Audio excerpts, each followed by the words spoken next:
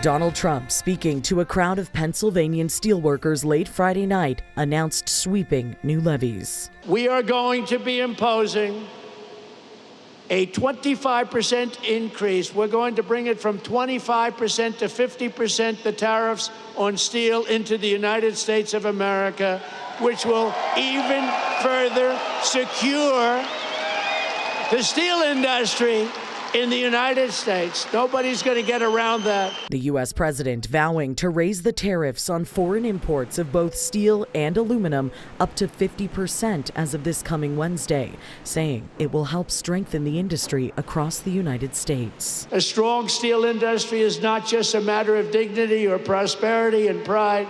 It's above all a matter of national security. But in that very same speech, Trump also announced what he's calling a blockbuster deal. There's never been a $14 billion investment in the history of the steel industry in the United States of America.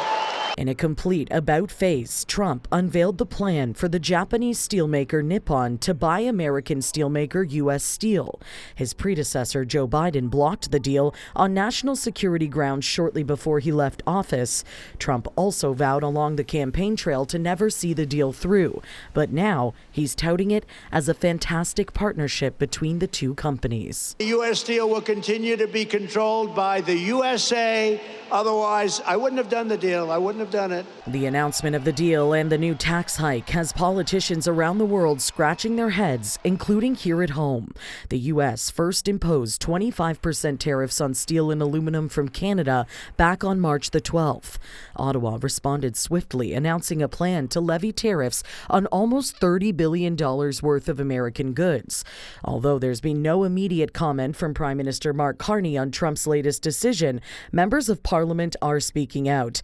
Taking to social media, the Minister of Intergovernmental Affairs, Dominic LeBlanc, stated how Ottawa has taken note of the new tax hike, adding that it will be discussed in Saskatoon this coming week, where Carney is set to meet with the country's premiers. The Minister of Innovation, Science and Industry, Melanie Joly, also speaking out, taking a bit of a more stern tone, calling the levies unjustified. Joly says she's been in constant contact with steel and aluminum producers in Canada and expects to meet with them in the coming days. Canada is the largest steel supplier to the United States, accounting for nearly 25% of all imports in 2023. About a quarter of all steel used in America is imported. For City News, I'm Karling Donoghue.